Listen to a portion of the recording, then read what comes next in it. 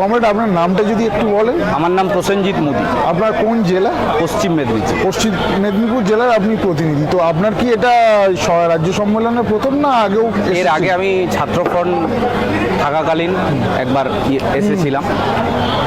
আচ্ছা, তো এই সম্মেলনে এসে আপনার যে অভিজ্ঞতা বা সেইটা যদি একটু বলেন।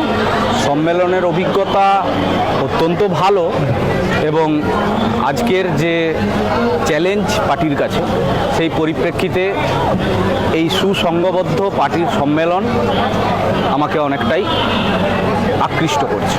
আপনার যে জেলার বর্তমান রাজনৈতিক পরিস্থিতি বা কি অবস্থা আপনার মানে সংগঠন, এই সম্বন্ধে যদি কিছু একটু বলেন।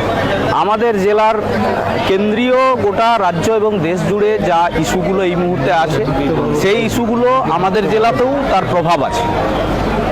তার পাশাপাশি আমাদের জেলায় এই সময়কালে মেডিকেল কলেজের জাল স্যালাইনের ঘটনা অনেকটা প্রভাবিত করেছে।